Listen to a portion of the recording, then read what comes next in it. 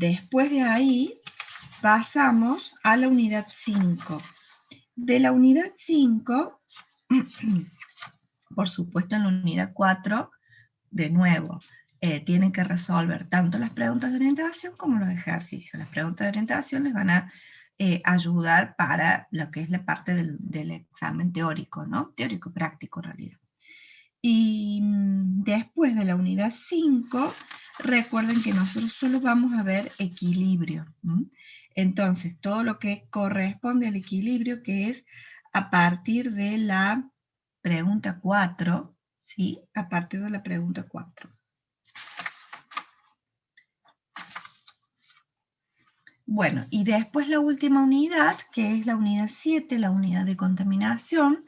Esa, como les dije, van a leer esta orientación teórica, y de allí, o del tema que ustedes quieran, no hace falta que sea de la orientación teórica, tomarán un tema para hacer este informe de 2 o 3 páginas del que les hablé la clase pasada, como máximo de 4 integrantes.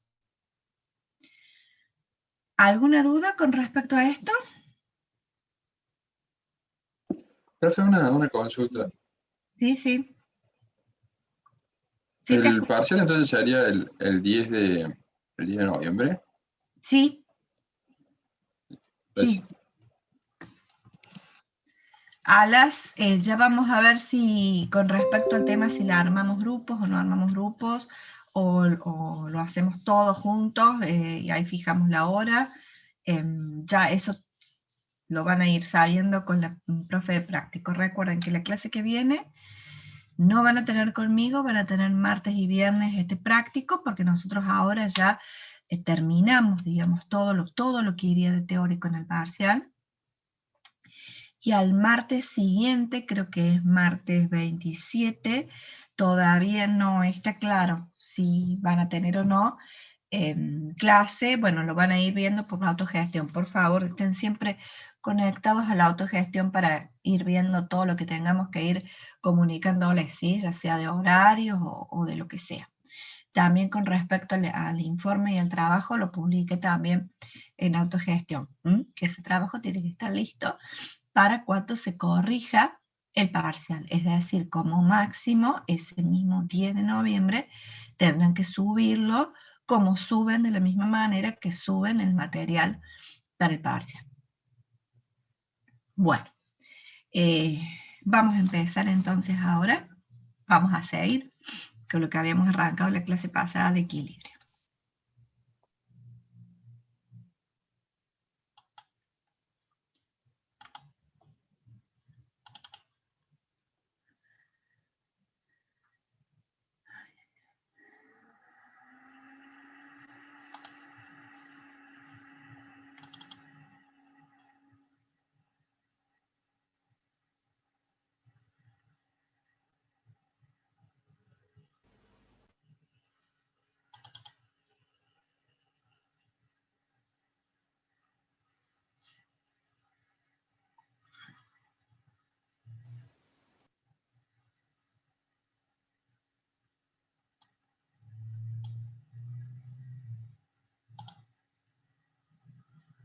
Bueno,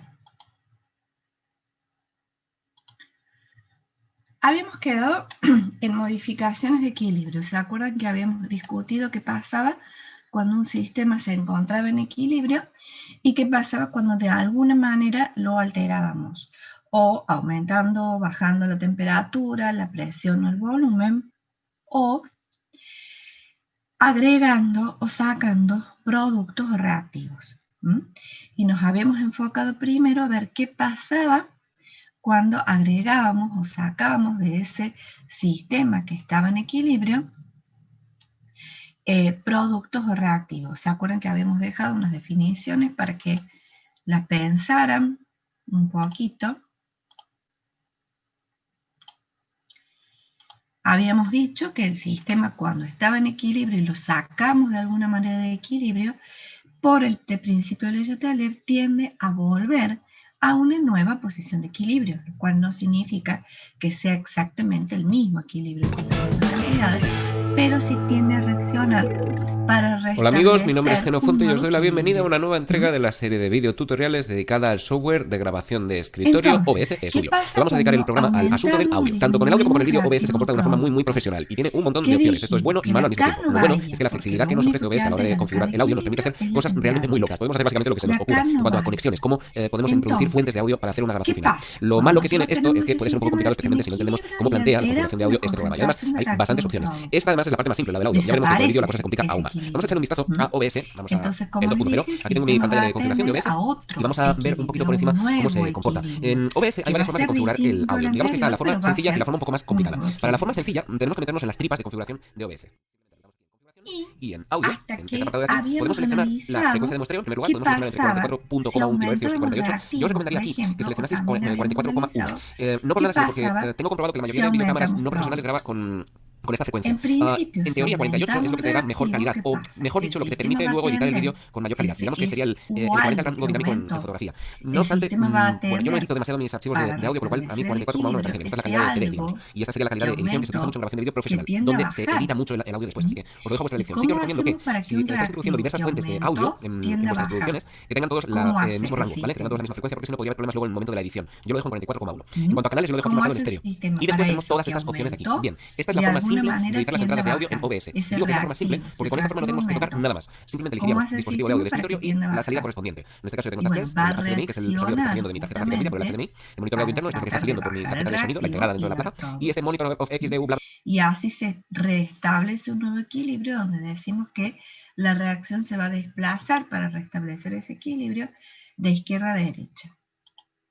Acá les hice, fíjense, vamos analizando, les hice, bueno, como veía que costaba entenderlo la clase pasada, entonces les hice un pequeño resumito a ver qué está pasando. Por ejemplo, tenemos el equilibrio de A más B, y me interrumpen si no se entiende.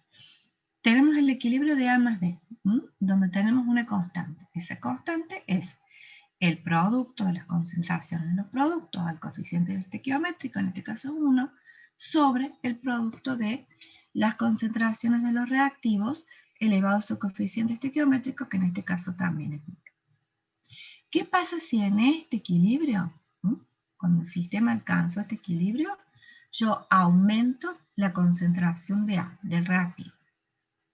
Voy a tener un nuevo equilibrio, que voy a tener una alteración del equilibrio primero.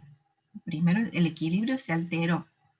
Si yo quiero establecer, como establecía antes la K, la relación de productos y reactivos, no voy a estar en presencia de la K, ¿sí? Sino de otra relación que le vamos a llamar Q, donde A está aumentado. Pero como el sistema tiende a volver al equilibrio, el sistema tiende a restablecer la K, ¿sí?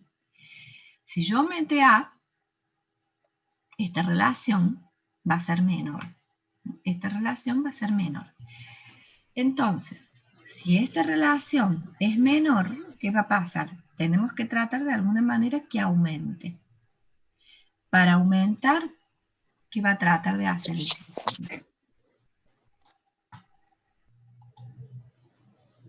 ¿Qué va a tratar de hacer el sistema?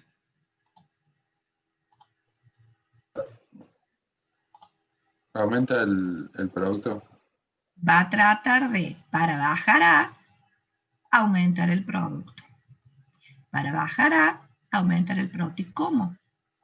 Reaccionando como de izquierda a derecha. Bajo A, aumenta el producto. Hasta que C nuevamente esta Q igual a la K. ¿Qué pasa ahora? Si en vez de aumentar el reactivo, aumenta el producto.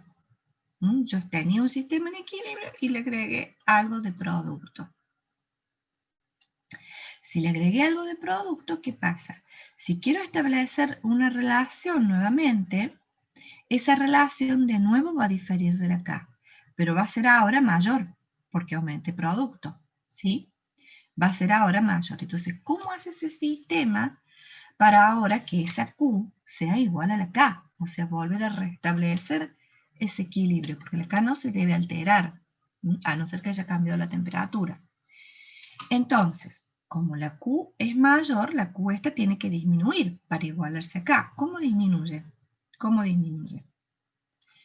Bajando B, ¿m? O aumentando las dos al mismo tiempo. Bajando B, aumentando A. Bajando B, aumentando A. Es la forma que puedo bajar esta Q, que está alta, que no está más alta que la K. Hasta, entonces va a ocurrir esto, baja B, aumenta A, hasta tanto se igualen. ¿Y cómo hace el sistema para que baje B y aumente A? Reaccionando, pero ahora de derecha a izquierda. Es la manera en que baja B y aumenta A. ¿Se entiende ahora? Los que habían quedado con la duda la clase pasada, ¿se acuerdan? Esto pasa, profe, solo con reacciones que pueden volver, ¿no? ¿Cómo era que se llama? Sí, reacciones reversibles. Esto solamente puede pasar con las reacciones reversibles. Con una reacción irreversible, como les dije, la combustión, cuando se quema un papel, esto es imposible. Pero la mayoría de las reacciones químicas, las reacciones empleadas para producir determinados productos, son reacciones reversibles, o sea que tienen una velocidad de reacción directa y una velocidad de reacción inversa. Por eso es posible que se establezca un equilibrio. Ese equilibrio dinámico, justamente, donde la velocidad de reacción directa es igual a la velocidad de reacción inversa.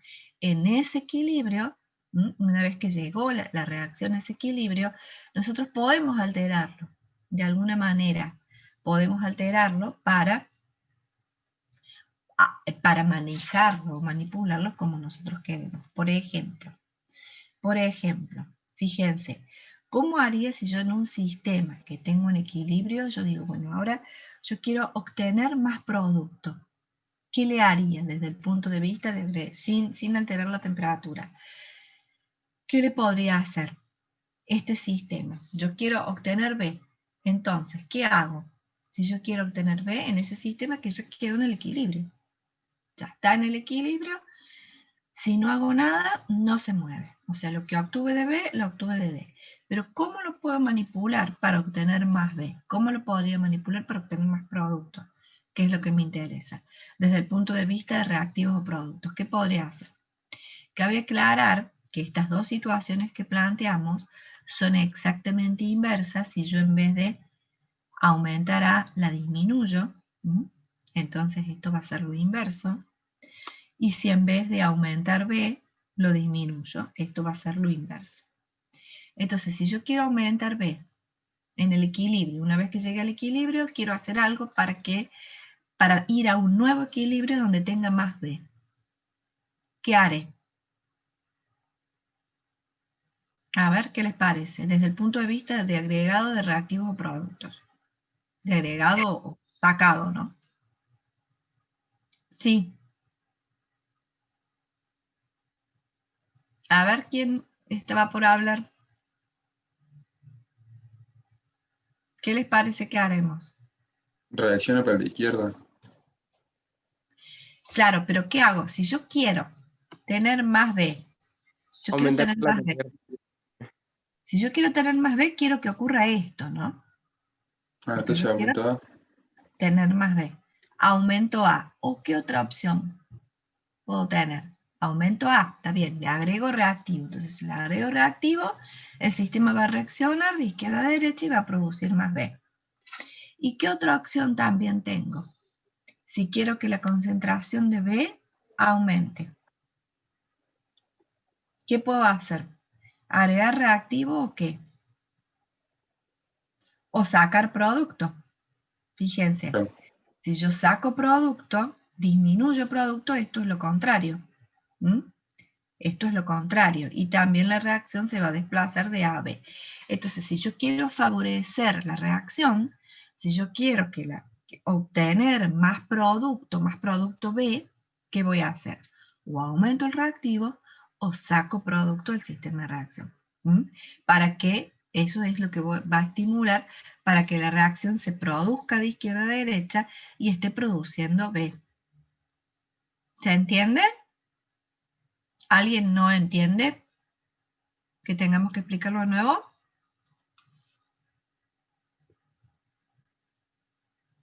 ¿no? Bueno, entonces, si entendimos esto, ¿cómo podemos llegar a manipular el sistema? Alterando reactivos y productos, modificando, cambiando las concentraciones. Hay otra posibilidad también de alterar el sistema sin cambiar la temperatura. ¿Y qué es cómo? Es cambiando el volumen o la presión del sistema. Vamos a hablar de qué pasa si cambiamos la presión. Y con respecto al cambio de volumen, siempre se va a dar la situación inversa. Entonces, tiene una deducción química, pero acá, bueno, lo vamos a plantear simplemente como un enunciado. Créanme que tiene una deducción química, pero no nos vamos a poner a desarrollarla para no complicar más el tema. Pero este enunciado, como les digo, surge de una deducción desde el punto de vista de la estequiometría. ¿Y qué dice? Que en cualquier equilibrio en el que haya un cambio en el número de moles de reactivos y productos, cuando haya un cambio, no cuando el equilibrio anterior donde A daba B, cuando hay un cambio en el número de moles, en la estequiometría de la reacción,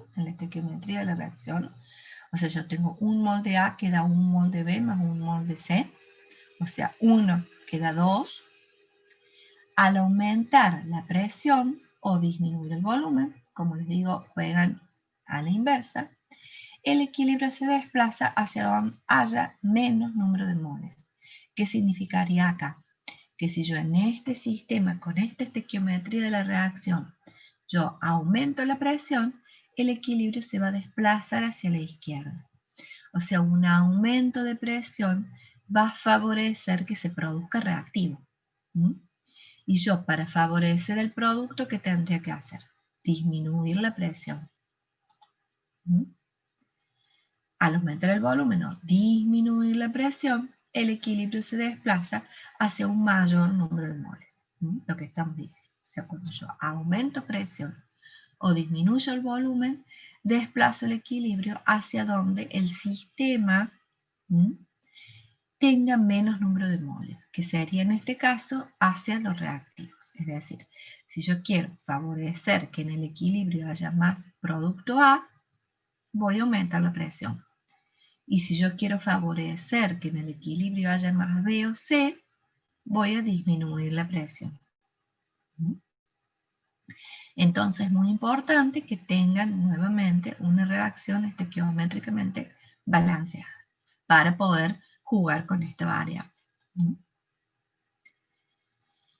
Si el número total de reactivos y productos es el mismo, es decir, si yo acá tuviera A más B que da C más D, todos con coeficiente estequiométrico 1, si el número de reactivos y productos y moles es el mismo estequiométricamente, la K no va a variar por un efecto de presión o temperatura. Solo vamos a poder jugar con el equilibrio variando presión y temperatura cuando es una reacción que la estequiometría de la reacción me da que hay más o menos número de moles a la izquierda que a la derecha. Ahí sí voy a poder jugar con presión y temperatura para alterar el equilibrio. Entonces, yo les puedo preguntar, por ejemplo, dado este equilibrio, con esta estequiometría, sin cambiar la temperatura, ¿cómo puedo favorecer que en el equilibrio haya más C? Si C es el producto que yo quiero obtener en una planta química, C es el producto que yo quiero obtener. Entonces, ¿cómo voy a favorecer que en el equilibrio tenga más C?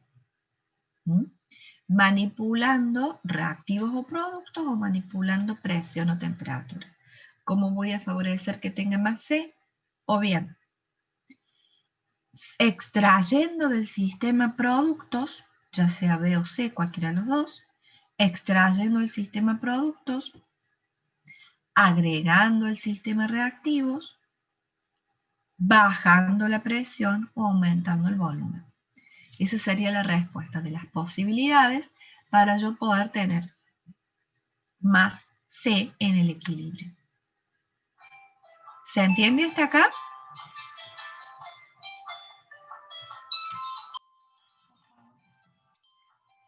Bueno, ¿estamos? ¿Alguna pregunta? ¿Alguna pregunta hasta acá? ¿Alguna duda? ¿Se entendió, profe? Sí. ¿Se entendió? Bueno, vamos a seguir entonces ahora con la temperatura. La temperatura, la variable, la única variable que sí puede alterar la K. ¿Mm? Entonces, ¿cómo altera la K de equilibrio la temperatura? Acuérdense que yo les dije que un aumento de la temperatura puede favorecer o puede entorpecer para que se produzca una reacción. Entonces, al aumentar la temperatura, el sistema se va a desplazar hacia, vamos a leerlo y después lo vamos a explicar. El sistema se desplaza a donde se consume calor, es decir, hacia la izquierda en reacciones exotérmicas, hacia la derecha en reacciones endotérmicas. Bueno, primero tenemos que ver qué es una reacción exotérmica y qué es una reacción endotérmica. Ustedes deben haber visto, creo que termodinámica en física, por eso no lo repetimos acá. Según la termodinámica, ¿qué es un sistema exotérmico o qué es un sistema endotérmico? A ver. No lo vimos en física, profe, pero el sistema endotérmico, ¿no era cuando el trabajo, digamos, se realizaba dentro del sistema y no se perdía calor? En realidad, eso es adiabático en realidad. Endotérmico es cuando el sistema necesita calor, la reacción en este caso, necesita calor para producirse. Eso es un sistema endotérmico. Es decir, la reacción necesita calor para producirse. En cambio, un sistema exotérmico es aquel cuando la reacción ocurre, libera calor. Endo tiene que entrar calor al sistema, por eso es endo. Exo tiene que salir calor del sistema para que se produzca la reacción. Entonces, fíjense, si nosotros tenemos A más B, que da C más D. Si la reacción es, vamos a ir planteándolo de a uno. Si la reacción es endotérmica, ¿sí? Es decir, yo necesito, no lean este enunciado, vamos a analizar la reacción y vamos a ver todos los casos. Tenemos la reacción. Si es endotérmica, es decir, que necesita calor para que se produzca. ¿Qué va a pasar si yo aumento la temperatura acá? ¿Qué va a pasar si yo acá aumento la temperatura? La reacción necesita calor para que se produzca. Y yo la temperatura justamente la aumento. Se va a producir la reacción. ¿Cómo? Se produciría la reacción, digamos. Se produciría la reacción, o sea, estaríamos favoreciendo la reacción. Entonces, ¿qué va a pasar con el equilibrio? Porque acuérdense que yo estaba en equilibrio y ahora aumente la temperatura, ¿sí? Entonces, si aumenta la temperatura, ¿qué va a pasar? Si estoy favoreciendo la reacción, el equilibrio se va a desplazar de izquierda a derecha. ¿Se entiende? Porque favorezco la reacción. Si yo favorezco la reacción, estoy propulsando que la reacción ocurra de izquierda a derecha. Ahora, ¿qué pasa si en esta reacción endotérmica disminuyo la temperatura? ¿Qué pasa si disminuyo la temperatura? Y esta reacción en realidad necesita calor para producirse y yo la bajo a la temperatura. ¿La estoy favoreciendo o desfavoreciendo? Desfavoreciendo. Desfavoreciendo. Entonces, ¿qué pasaría con el equilibrio? Si estábamos en el equilibrio y ahora le bajé la temperatura. ¿Se acuerdan el ejemplo que les daba del gas, del tetróxido de nitrógeno y del dióxido de nitrógeno? Que uno era un gas pardo y otro era un gas incoloro, y yo alteraba el equilibrio porque o lo calentaba o lo colocaba en cubetas con hielo. Entonces cambiaba el color de ese tubo, de ese sistema. ¿Por qué? Porque aparecía o un producto o el otro, en función de hacia dónde se desplazaba el equilibrio con la temperatura en función de cómo modificaba la K. En este caso, si yo lo desfavorezco porque es endotérmica y disminuyo la temperatura, se va a desplazar el equilibrio hacia la izquierda. O sea que en el nuevo equilibrio se va a haber producido A más B. Ahora, ¿qué pasa si en esto mismo, y acá está justamente el ejemplo endotérmico que les dije, aumenta la temperatura, el equilibrio se desplaza hacia la derecha? ¿Esto qué significa? Que aumenta la K. Bajo la temperatura, el equilibrio se desplaza hacia la izquierda, es decir, bajo la K, en una endotérmica. Ahora, ¿qué pasa si la reacción es exotérmica? Es decir, que cuando la reacción se está produciendo, está liberando calor al ambiente. Liberando calor al ambiente. Entonces, ¿qué pasa en la reacción? Para producirse, libera calor. ¿Qué pasa si yo aumento la temperatura? ¿Las voy a estar favoreciendo o desfavoreciendo? Si yo aumento la temperatura, ¿qué les parece? La reacción necesita... La estoy desfavoreciendo, o sea, la reacción necesita liberar calor y yo le estoy dando calor, de más. Entonces la desfavorezco, la freno a la reacción. No la favorezco, la estoy frenando, estoy haciendo que vuelva hacia la izquierda, pues estoy poniendo un freno.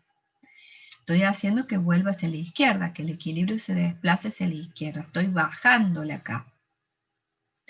En cambio, al revés, si la reacción es exotérmica y yo la estoy colocando en una cuba de hielo, es decir, le estoy sacando calor, estoy haciendo que el calor pase al exterior, estoy favoreciendo esa reacción exotérmica y voy a aumentarla acá. Estas son las 4 posibilidades que tenemos de alterar el sistema, ya sea si la reacción es endotérmica o si la reacción es exotérmica. Bueno, acá se coló de nuevo lo que pasaba con la presión, que ya lo vimos antes. ¿Qué pasa ahora con el agregado de un catalizador?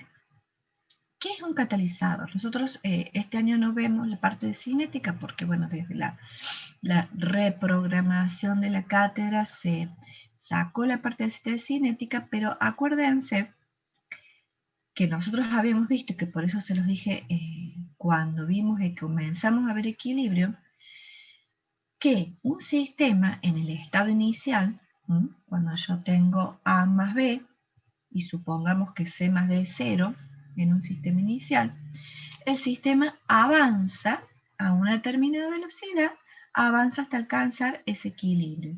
Hicimos las gráficas, ¿de acuerdo?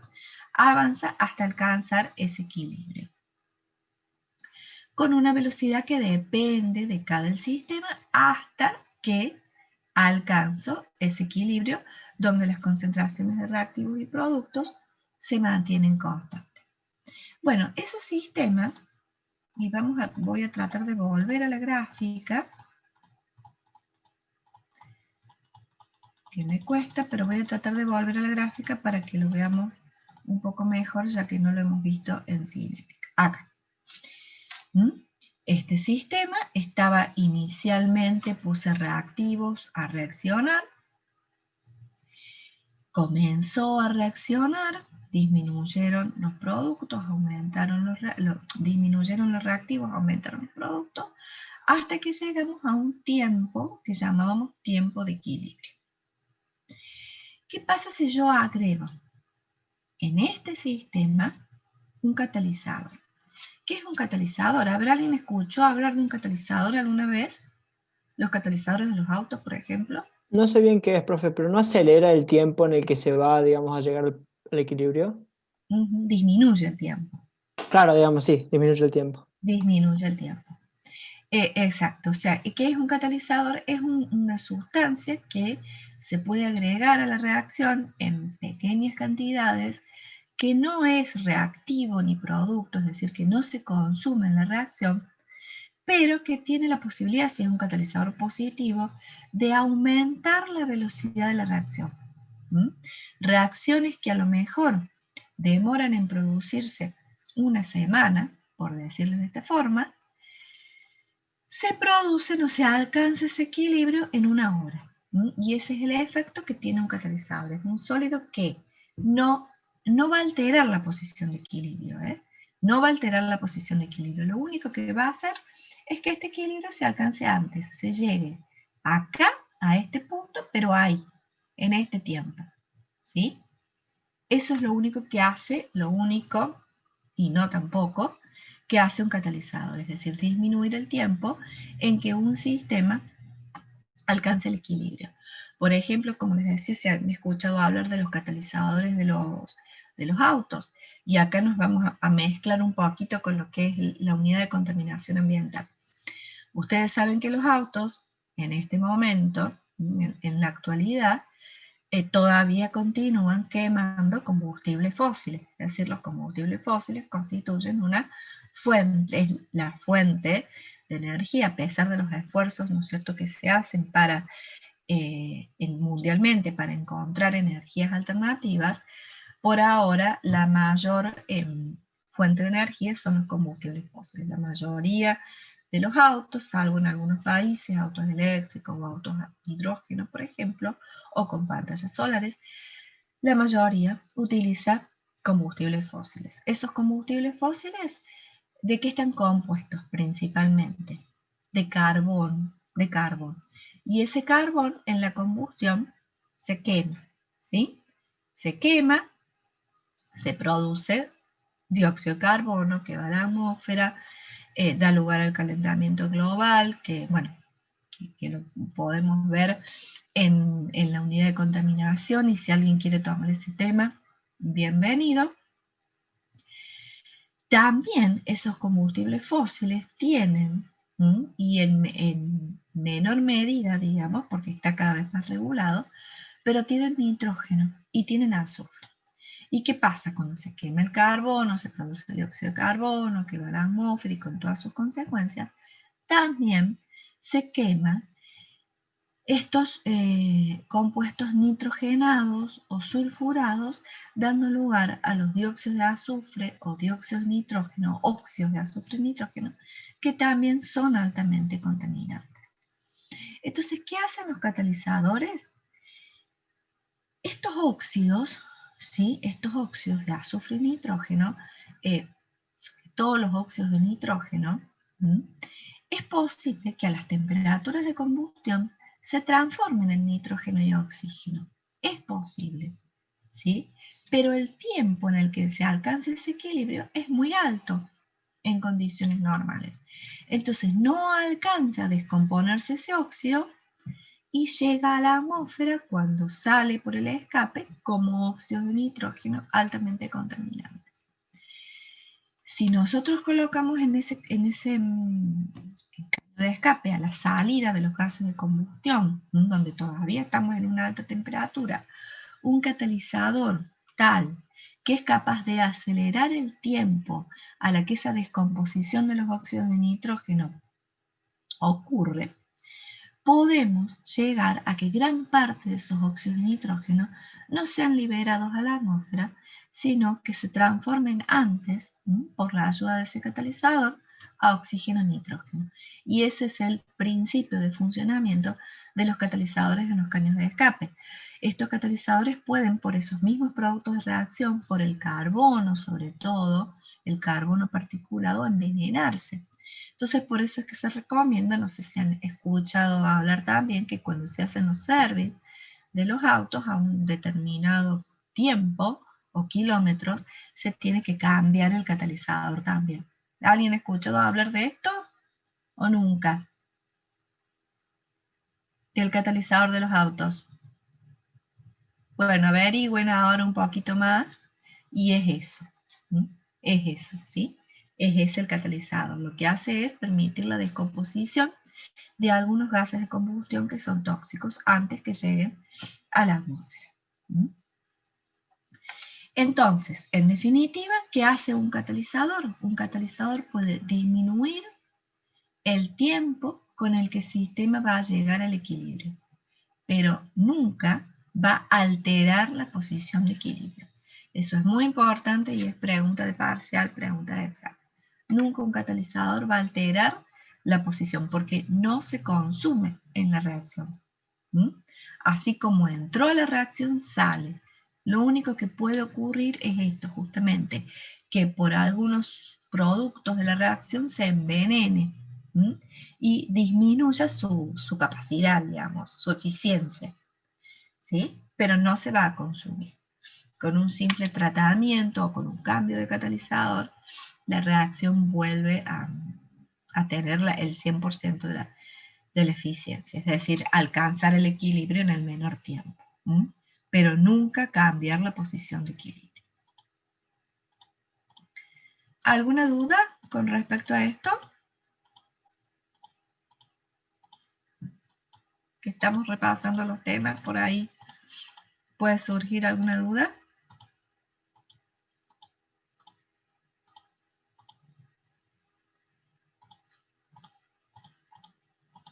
Bueno, entonces cuando lleguemos a donde quería ir, seguimos.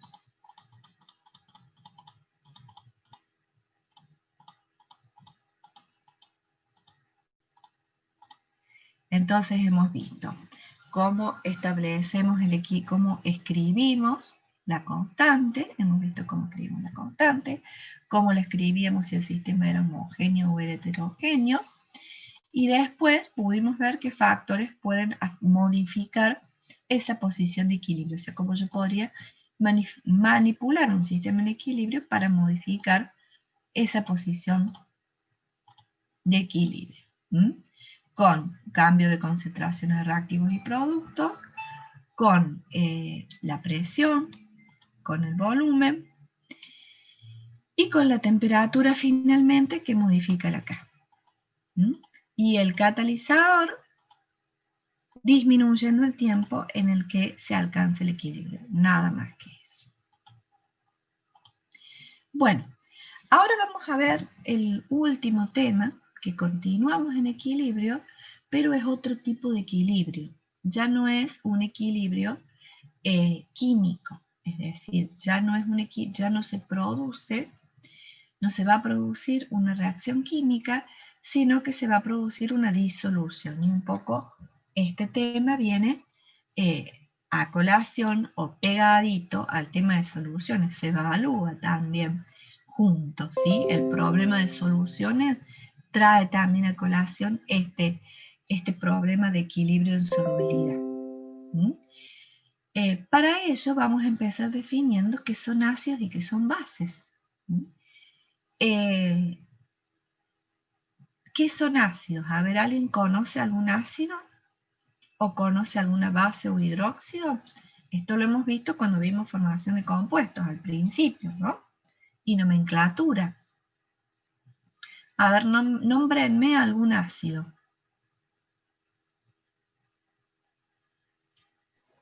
¿El ácido sulfúrico? El ácido sulfúrico, ¿qué más? El ácido clorhídrico. ¿El sulfuroso puede ser el ácido sulfuroso? Sulfuroso, sí. El vinagre. El jugo de limón. El vinagre es ácido acético. El jugo de limón, el ácido cítrico. Esos son ácidos. En general, tienen sabor agrio, son corrosivos y bueno, todas estas particularidades. Las bases, como por ejemplo el hidróxido de sodio, el hidróxido de potasio, los que hemos visto, tienen sabor amargo, no lo prueben por las dudas. Y todas las propiedades de reaccionar con los ácidos. O sea, los ácidos tienen la propiedad de reaccionar con las bases la propiedad de reaccionar con los ácidos. Esto lo vieron cuando vimos la formación de compuestos, ¿sí? Vieron cómo el ácido reaccionaba con la base para formar la sal y liberaba agua. Al reaccionar, se neutralizan. Es decir, un ácido, ¿cómo yo neutralizo? En laboratorio se volcó ácido. que bueno, rogando que no haya quemado a nadie, se volcó ácido. ¿Cómo hago yo para neutralizar rápidamente ese ácido y que no siga, a lo mejor si es un ácido muy fuerte, comiendo una mesada? O les cae una gotita de ácido diluido en los ojos, por ejemplo. Ojalá que nunca pase. Cuando puedan, si en algún momento de la carrera, no va a ser este año, pueden ir al laboratorio. ¿Qué se hace? Inmediatamente se trata con una solución básica para neutralizar el efecto. ¿Cómo neutralizo el efecto? Con una solución, el efecto básico con una solución ácida, el efecto ácido con una solución básica. ¿Mm? Ahora bien, tanto los ácidos como las bases tienen propiedades. Una propiedad muy importante es lo que se denomina la disociación iónica. ¿Por qué? Porque estos ácidos y estos bases son electrolitos. Esto Arrhenius publicó esa teoría o descubrió estos electrolitos. ¿A qué les llama el electrolitos? A compuestos, a sustancias que en solución acuosa, acuérdense que cuando no hablamos de otra cosa decimos en solución, consideramos que es solución acuosa. En solución acuosa se disocian para dar cationes y aniones, y eso se denominan electrolitos. Y dentro de estas sustancias electrolíticas tienen los ácidos y las bases, es decir, se disocian para cuando se disuelven. Se parten, si lo quieren llamar de alguna manera, se parten, se disocian. El ácido, cuando se disocia, da lugar a hidrógeno positivo, que también lo llamamos protón. La base, cuando se disocia, da lugar a hidroxilos u oxidrilos, como lo quieran llamar.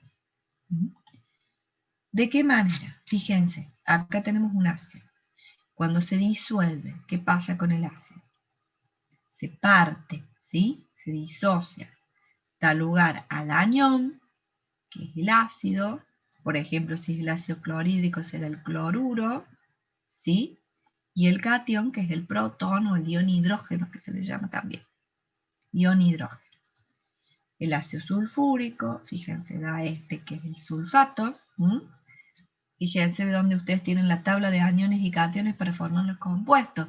¿De dónde sale la tabla de aniones y cationes? ¿Por qué se le ocurrió a alguien hacer esa tabla de aniones y cationes? ¿Por qué? Porque son los aniones y los cationes que se obtienen cuando los ácidos y las bases se disuelven. Da protones también. Y lo mismo pasa con las bases. Acá las bases lo que hacen son liberar oxidrilos, como por ejemplo el hidróxido de sodio.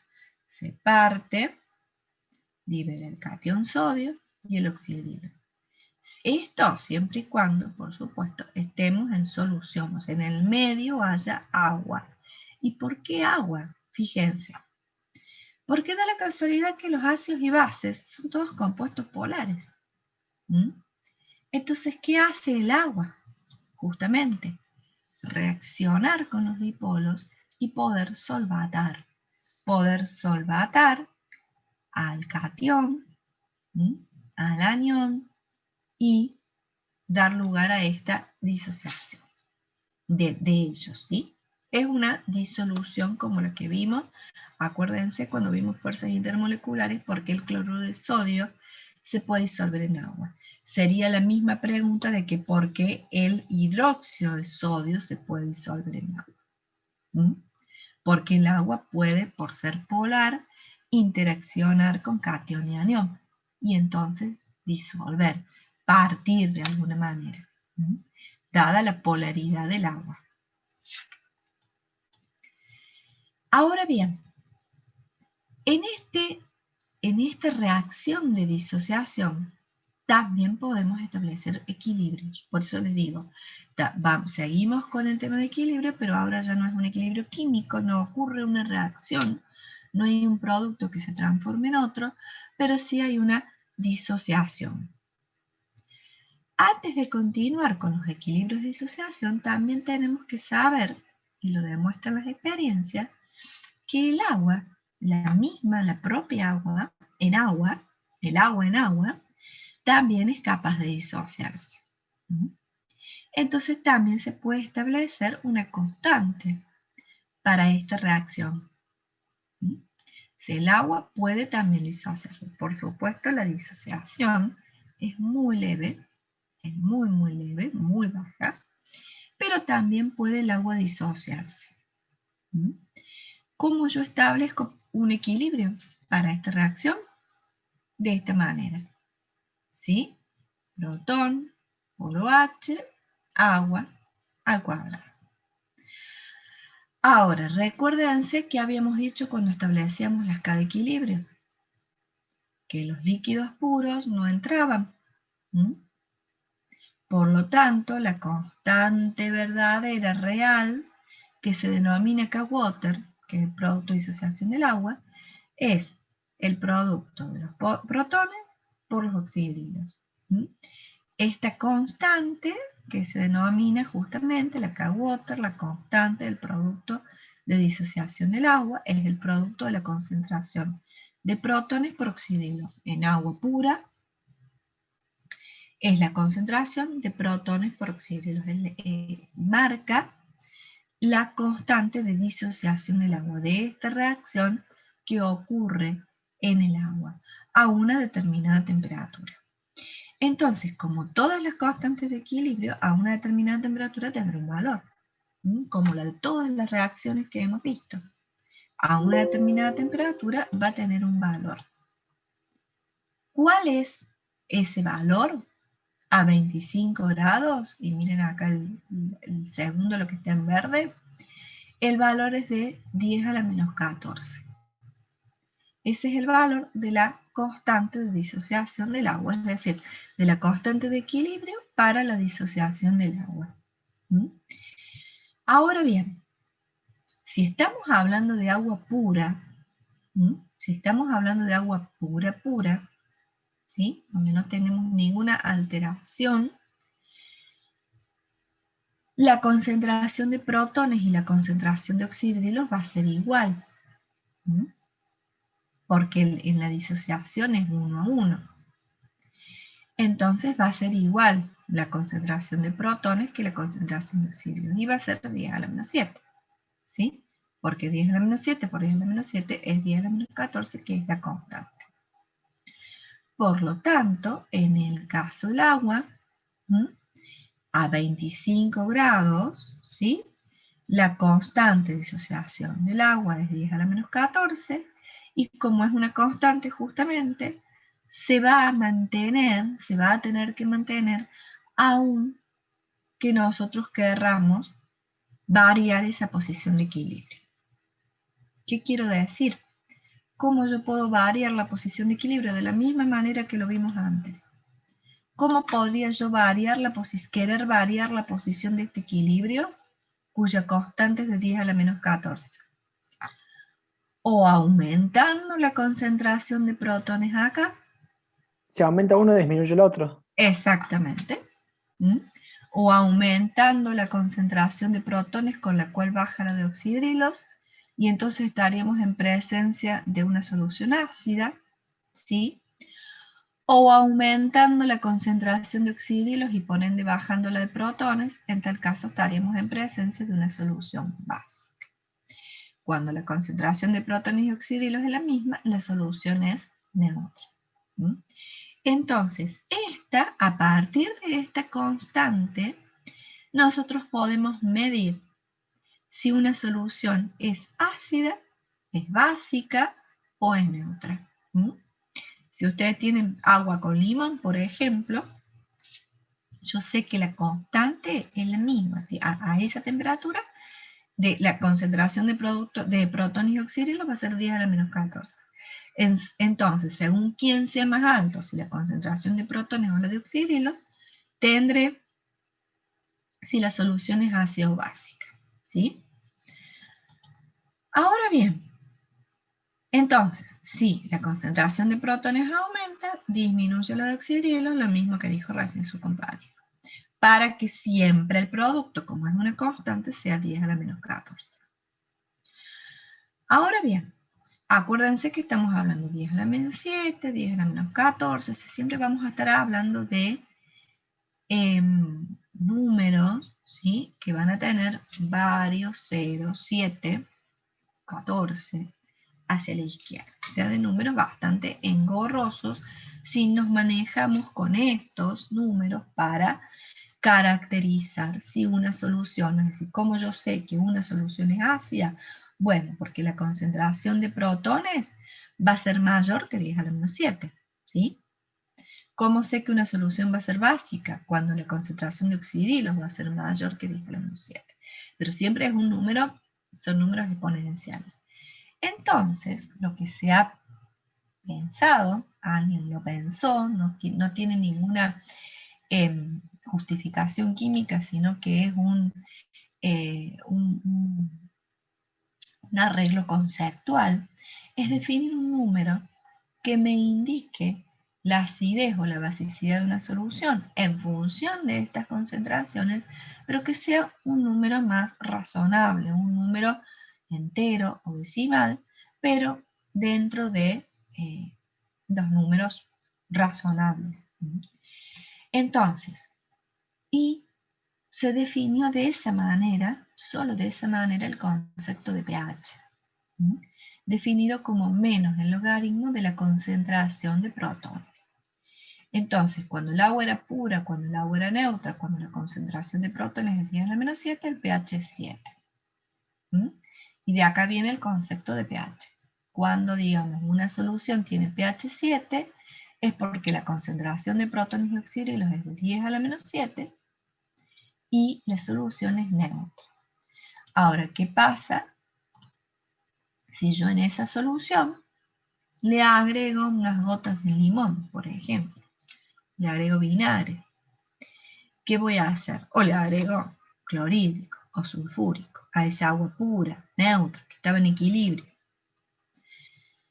Si yo le agrego, ¿sí?, protones, recuérdense, la K siempre se mantenía constante.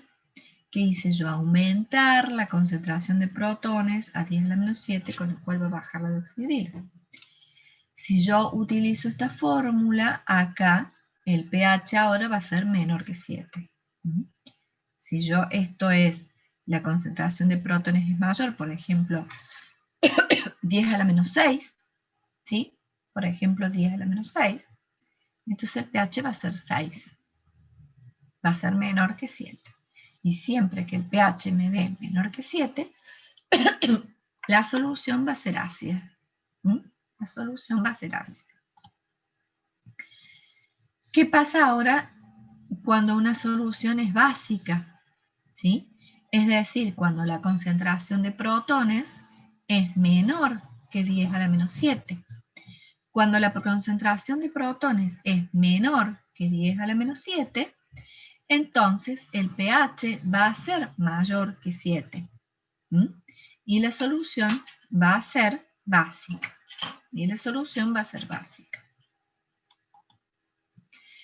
¿Qué pasa ahora entonces? Lo que ya vimos, cuando una solución era neutra. La concentración de protones y de oxidrilos es 10 a la menos 7. Y por lo tanto el pH es 7.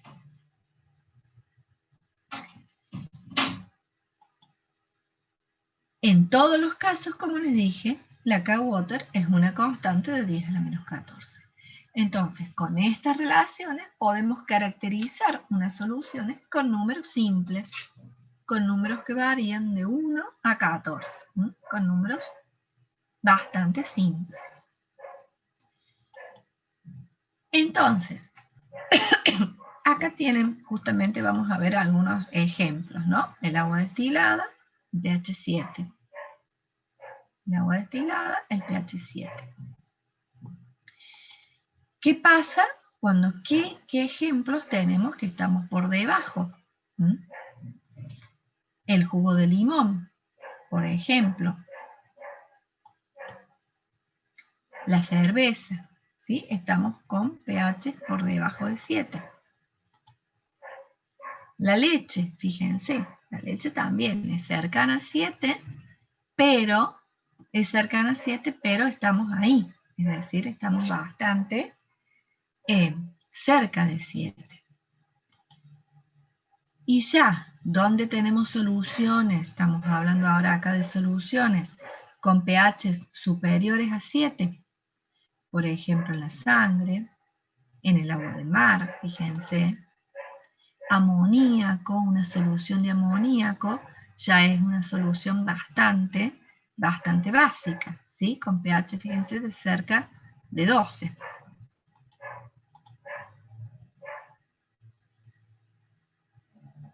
Entonces, a ver, vamos a hacer un corte de 5 minutitos, ¿sí? En 5 minutitos volvemos, cortamos acá y ya terminamos. 5 minutitos y volvemos. Que quiero... 5 minutitos y volvemos.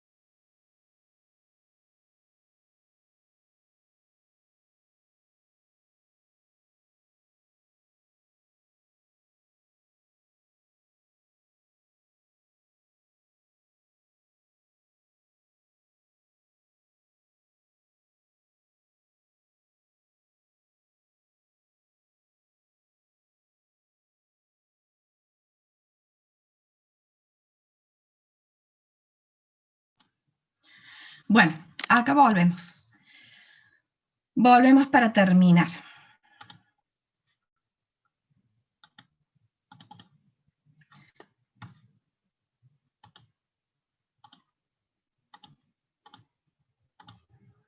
Bueno, ¿se entendió hasta ahora?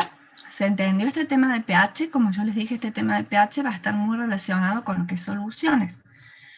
Porque nosotros vamos a preparar soluciones y después en esas soluciones nosotros le vamos a tener que medir el pH.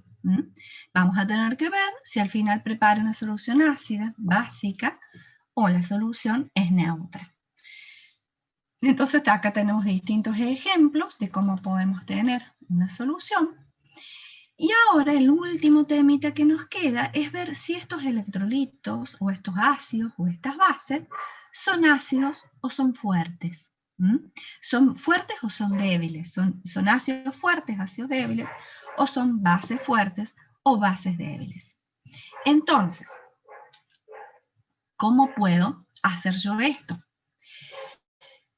¿Qué me va a medir a mí si el ácido es fuerte o el ácido es débil? ¿Qué me lo va a medir?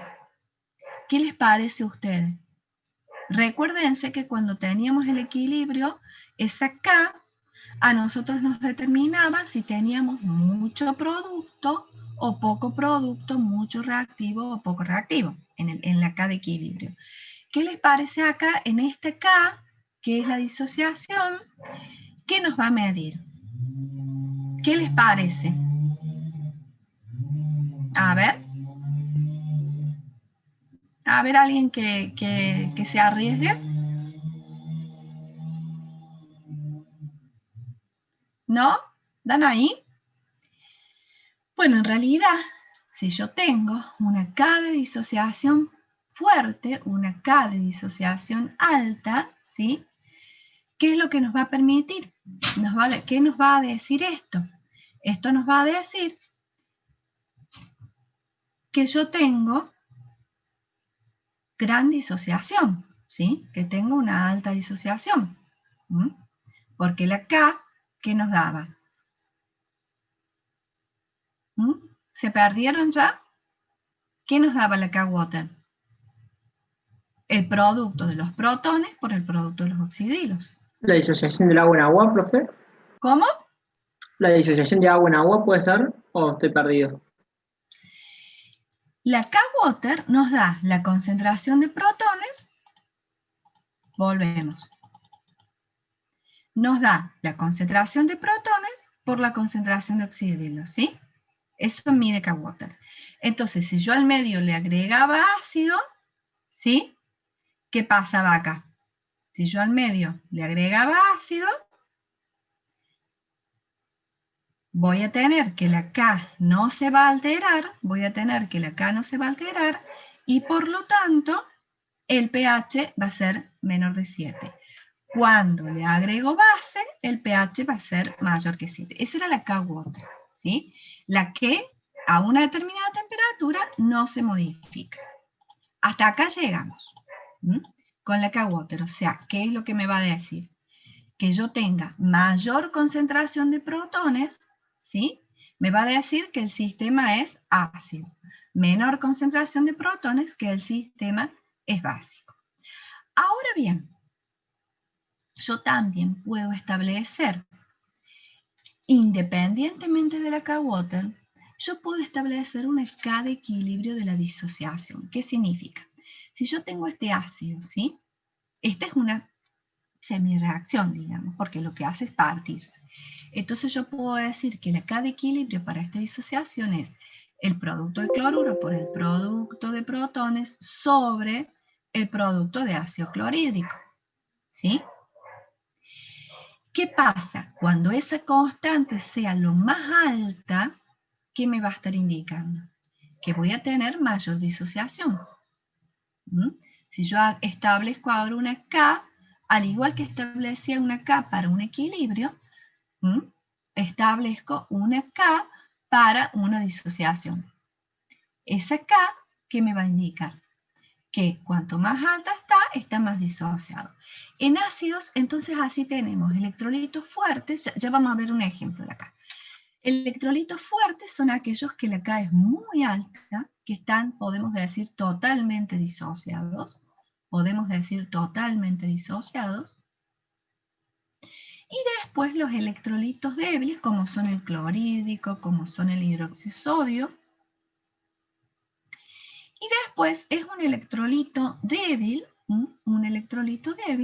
en donde está parcialmente disociado. Un electrolito débil donde lo tenemos parcialmente disociado, es decir, que algo queda sin disociar. En un electrolito fuerte se disocia totalmente y acá no me va a quedar nada. En cambio, un electrolito débil o un ácido débil se va a disociar y algo me va a quedar sin disociar.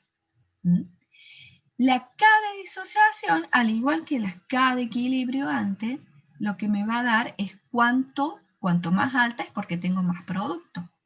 Por lo tanto, cuando tengo más producto es porque están más disociados. ¿Se entendió ahora? Entonces, fíjense, un ácido fuerte, quizás vamos a ver después la K, pero un ácido fuerte. En un ácido fuerte yo inicialmente tenía esto, ¿sí? Cuando se disocia, tengo A y los protones en la misma cantidad. En la misma cantidad. En cambio, cuando tengo y no tengo nada, fíjense acá a la derecha, no tengo nada del ácido. Fíjense en el ácido débil. Acá. Fíjense en el ácido débil. Tengo inicialmente el ácido, ¿sí? Cuando se disocia, como la K es baja, como no se disocia completamente, me va a quedar algo de ácido y me va a quedar el producto de la disociación. ¿Se entiende la diferencia entre ácido fuerte y débil? A ver, así puedo seguir. ¿Sí o no? Un ácido fuerte es aquel que se disocia totalmente, ¿sí? O sea que todo lo que yo tenía de ácido se partió y finalmente me dio el anión y el protón. Y no me quedó nada de ácido, acá no hay nada, hay cero. Tendría que haber hecho una rayita ahí, para que vean que no me quedó ácido. En cambio, ¿qué pasa con el ácido débil? ¿Qué pasa con el ácido débil? Algo se disoció y lo otro quedó. ¿Por qué? Porque este tendrá una constante de disociación más baja y este tendrá una constante de disociación más alta, una constante de reacción, que es la misma de esa constante de equilibrio. ¿Se entiende o no? A ver. Quiero volver acá. ¿Se entiende o no? A ver quién está hablando ahí, que me lo diga. ¿Se entiende para poder seguir? ¿Qué dicen en el chat? Que no, yo no lo estoy viendo. Sí, se entiende, profe. ¿Se entiende? ¿Estamos? Bueno. Entonces, tiene que quedar claro que cuando tenemos un ácido fuerte, esa constante es muy, muy alta. O sea, está muy desplazada hacia la derecha. Tengo mucho producto. Cuando es un ácido débil, la constante tiene un valor que no es tan alto, un valor bajo. En el caso de un ácido fuerte, ¿sí? Prácticamente podemos decir que esa constante es infinito, ¿no? Porque tengo un cero abajo. Fíjense, no me queda nada sin disociar. En cambio, en el ácido débil tendremos un valor. Entonces, Profe, una consulta. ¿Va a existir un ácido que sea 100% fuerte, digamos que literalmente sea cero? Que tenga cero abajo. mira, ¿O no es posible? sí, se considera, por ejemplo, el ácido sulfúrico, el ácido fluorhídrico, el ácido clorhídrico, se consideran ácidos fuertes que prácticamente la constante tiende a infinito, ¿sí? Y que todos se disocian. Esos ácidos sí se consideran ácidos fuertes. De hecho, no vas a encontrar tabulada la K para el ácido clorhídrico, ¿sí? En estos se consideran fuertes, o sea, se consideran que prácticamente se disocian al 100%, ¿sí? Y la K tiende a infinito, En estos ácidos, como te digo, clorhídrico, sulfúrico, nítrico, también. ¿Sí? Otros ácidos como el ácido carbónico, el ácido acético, que es el de vinagre, no. El ácido salicílico, no. Pero quédense tranquilos que las K están tabuladas para los ácidos débiles, digamos. Entonces, fíjense lo que les decía recién, quizás me adelanté. Cuando yo tengo este ácido, veamos acá, independientemente sea fuerte o débil por ahora, yo puedo establecer esta K, que es la que se denomina la K disociación, que es la K del equilibrio, ¿sí? ¿Qué pasa cuando se disocia todo? Cuando se disocia todo, esto tiende a cero. Entonces, si esto tiende a cero, la K tiende a infinito.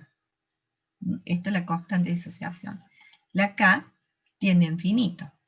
En realidad, lo que decimos es, cuando el valor de la K es mayor que 100, ya decimos que el ácido es fuerte y está disociado en su totalidad. Es decir, en realidad, como yo les dije, esto tiende a cero. Cuando esto tiende a cero, esto tenderá a infinito. Se toma, y esto que vos me preguntabas va acá, se toma que cuando es mayor que 100 ya podemos considerar que tenemos una disociación casi total, digamos.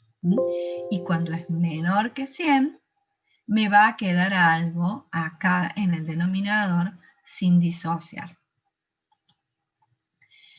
Cuanto es menor que 1, el ácido es débil, se considera que el ácido es bastante ya débil, y queda parcialmente disociado. Como les digo, por ejemplo, el ácido acético, por ejemplo, que es un ácido débil. Fíjense cuál es la K. ¿Qué yo quiero con esto? Nosotros no vamos a hacer cálculos con respecto a esto. O sea, los cálculos de acidez solo van a ir al pH.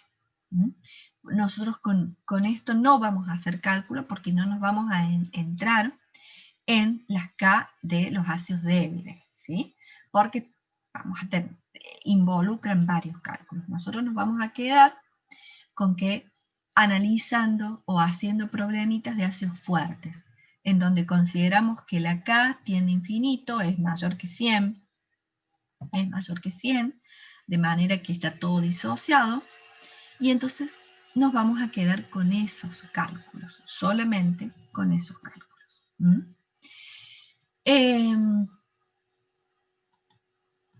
Entonces, acá tengo un problemita, pero voy a volver antes. ¿Qué particularidad vamos a manejar? Yo les dije, vamos a hacer cálculos solo con ácidos fuertes. Yo lo único que quiero que sepan acá es que si yo les digo, tal ácido tiene esta K, tal ácido tiene esta otra K, ¿cuál es más fuerte? Y ustedes me lo sepan decir. Me sepan decir que cuanto más alta es la K disociación, el ácido es más fuerte. Va a generar más protones. Lo mismo con las bases. Y vamos a hacer solo cálculos de ácidos fuertes, es decir, que ácidos que están totalmente disociados. Entonces, se me está agotando la batería, espérenme un segundito.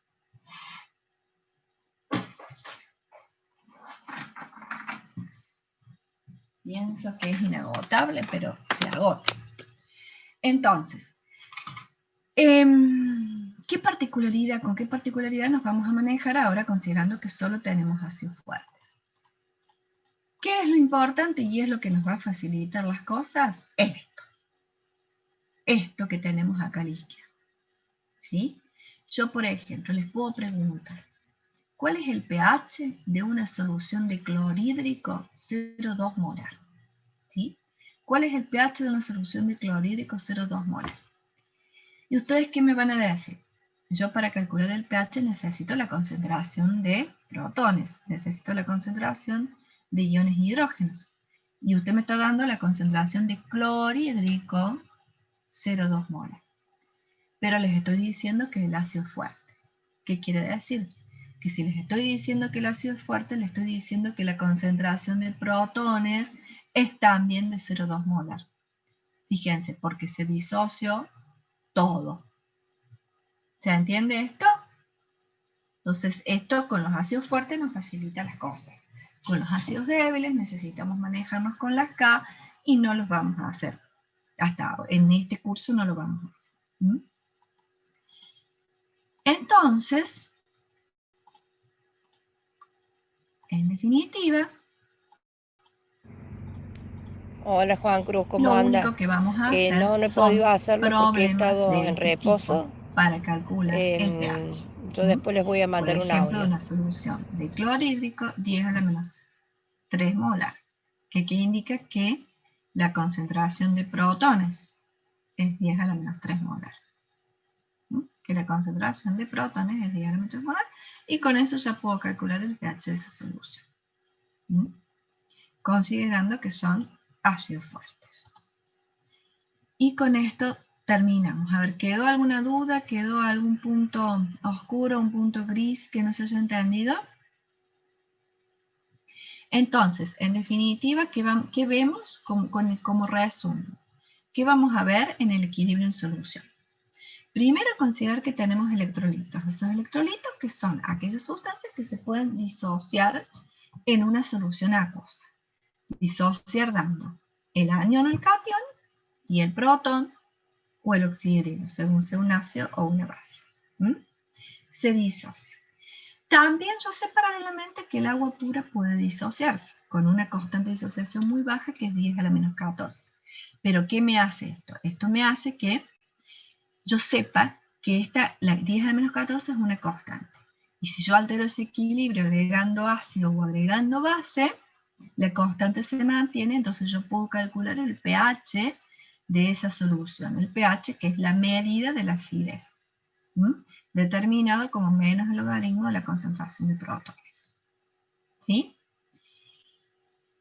Luego, saber que los ácidos se pueden disociar más o menos según su K de disociación. La K de disociación se puede escribir como una K cualquiera de equilibrio.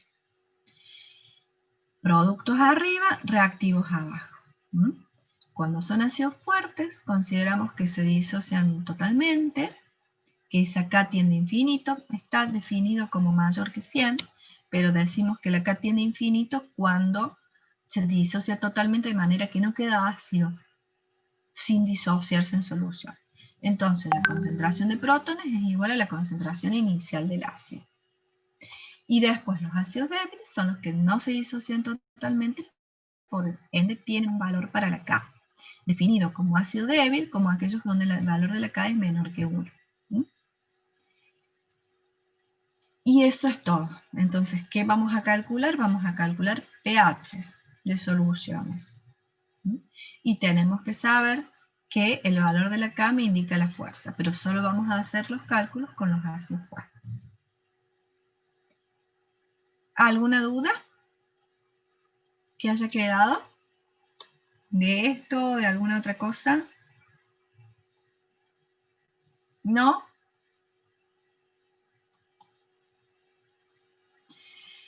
A ver. No, profe. Nada. Bueno. Otra cuestión, entonces, vuelvo a repetir, lo cargué en la autogestión, pero vuelvo a repetir. Con esto estamos terminando todo, digamos, los últimos problemas o ejercicios que van a ver van a ser los de pH, ¿sí? Soluciones, cálculos de pH, saber qué significa el valor de la K y todo lo que es el equilibrio, ¿sí? Y cómo los factores que alteran el equilibrio químico, ejercicios de equilibrio químico que los van a ver en el práctico. Ahora el viernes, martes y viernes de la semana que viene. Yo les voy a publicar en autogestión si la otra semana, es decir, la semana del martes 27, tienen clase conmigo, con la profe o no tienen, lo vamos a ver. También depende de ella cómo vaya. Yo creo que lo único que han visto hasta ahora es gases. O sea que todavía les quedan ver líquidos, sólidos, soluciones, equilibrio, pH. Les queda bastante ahora ya para ejercitarse en el práctico. Con respecto a la unidad de contaminación, algo hemos visto ahora cuando hemos visto la quema de los combustibles fósiles, el calentamiento, hemos visto contaminación térmica, bueno, con algunos indicios que hemos dado de contaminación, más las preguntas de orientación que tienen de la unidad 7, yo les pido, y ya lo hemos hablado la clase pasada, que organicen sobre cualquier tema, el tema que les interese. Puede estar mencionado en estas preguntas de orientación, en lo que yo les dije, o no, como por ejemplo la contaminación por radiación por celulares, la contaminación que pueden generar los incendios, por decirle algo actual, la contaminación por residuos electrónicos, la contaminación por los productos químicos del desecho de pilas, muchísimas, digamos, la contaminación sonora, distintos temas por minería, lo que ustedes hayan escuchado en una noticia o se les haya cruzado, lo pueden armar grupos de no más de 4, hacer este informe de, como les dije la clase pasada, 2 páginas está bien, 3 páginas también, pero 2 es lo ideal, 1 página es poco. Y este informe lo suben como material de la misma manera que suben para el parcial. Es más, si lo hicieran directamente cuando suben el archivo del parcial, ahí mismo lo tienen preparado y suben en ese momento el archivo de este informe, me vendría bien. Entonces yo tendría los 2 archivos juntos para mirar.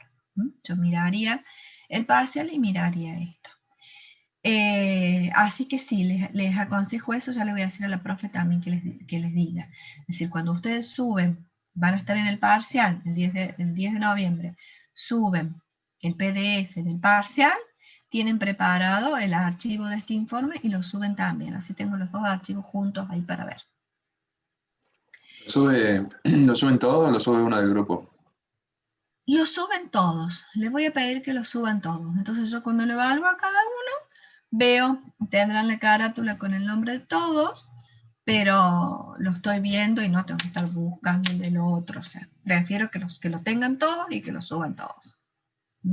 Aunque estén los nombres en la primera hoja, los nombres de los integrantes. La carátula no cuenta en las 2 hojas que les estoy diciendo, ¿no? No voy a hacer una carátula y una, no, la carátula va separada. Bueno, ¿alguna duda más?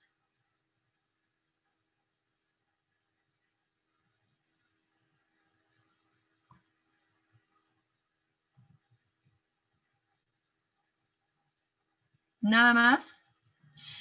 ¿Cuándo sería el recuperatorio? Sí, el recuperatorio. ¿Cuándo en realidad yo lo iba a mirar y no tuve tiempo? ¿Cuándo termine? ¿Cuándo sería la última semana de clases?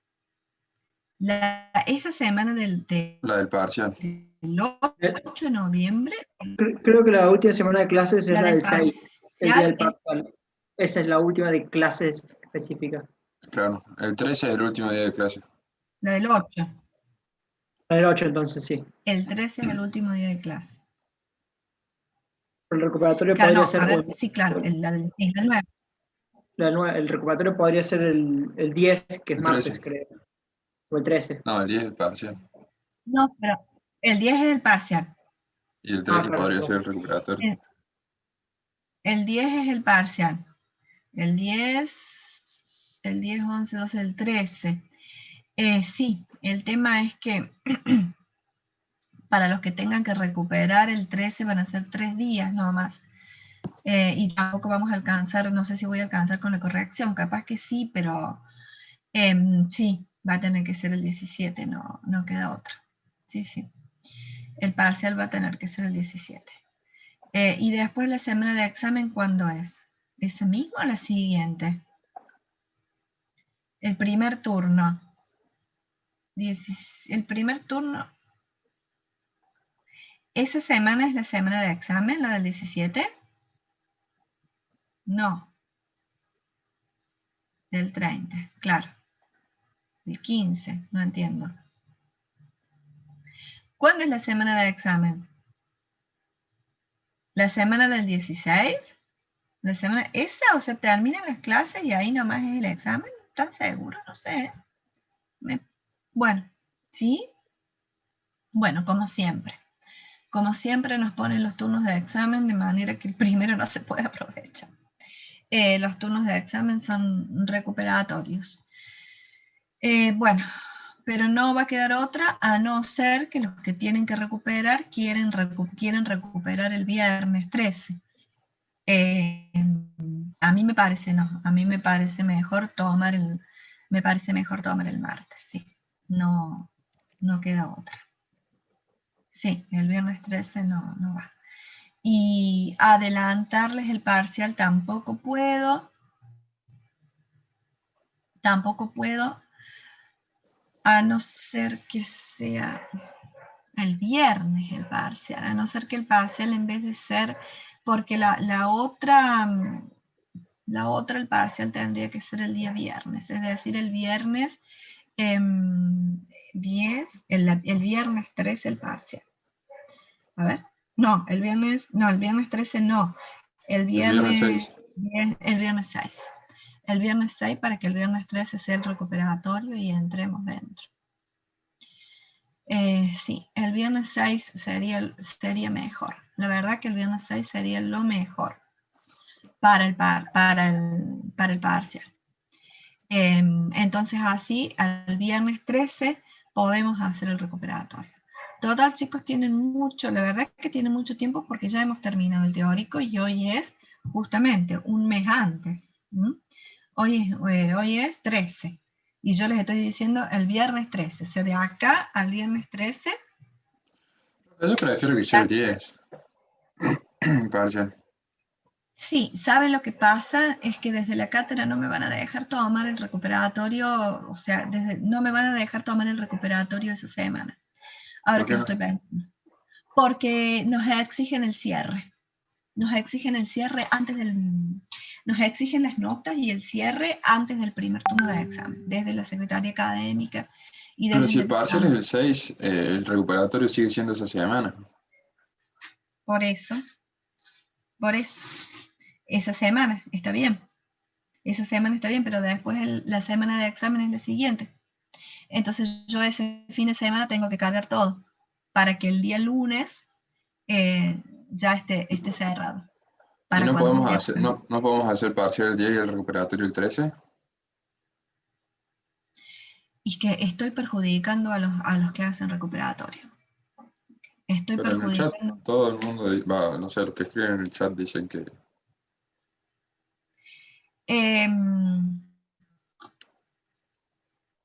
¿De dónde sacan esas fechas? No entiendo.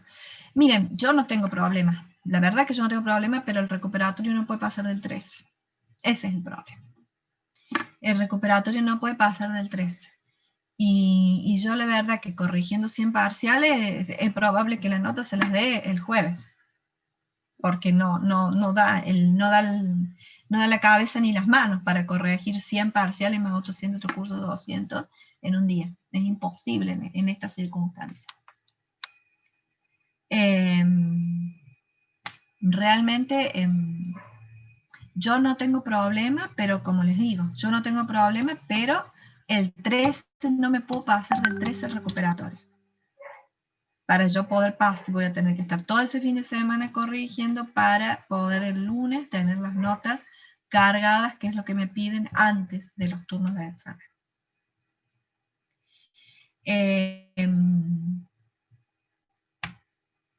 Por eso les digo, es un fin de semana. La verdad que es un fin de semana.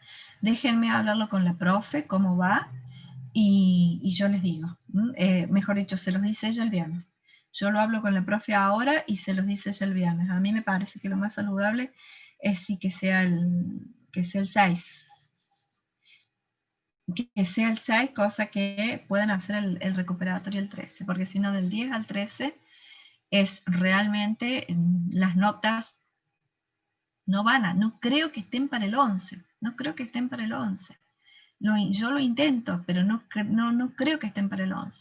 Entonces las notas van a estar para el 12 y los que tengan que recuperar el segundo parcial va a ser un problema. Déjenme hablarlo con la profe y ella se los dice el viernes. Lo charlamos un poquito con ella a ver qué opciones podemos manejar, pero bueno, y piénsenlo ustedes también. Pero yo diría que se mentalicen para el 6 en vistas de esto. No tenemos más clases teóricas, de lo sumo. Yo les pondré en la autogestión clases de consulta. El martes que viene seguro que no. El otro martes 27 yo ya se los subo en autogestión. Si ahí les puedo dar una clase de consulta o si no, porque el otro martes yo lo tengo ocupado, veo en qué momento les puedo dar una clase de consulta el mismo viernes, a lo mejor me sumo después al teórico el mismo viernes y les doy una clase de consulta teórica. Así que bueno, entonces el viernes ya terminamos de definirlo con la profe a este tema. Y por ahora estamos.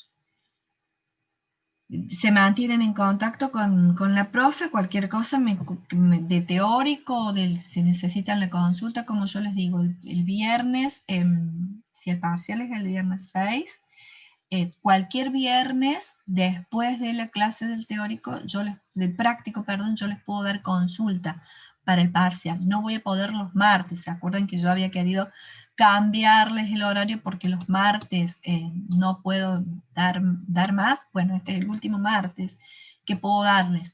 Entonces, por eso les fui dando martes y viernes, ocupé el horario del práctico para poder justamente adelantar y para poder llegar yo a darle todo.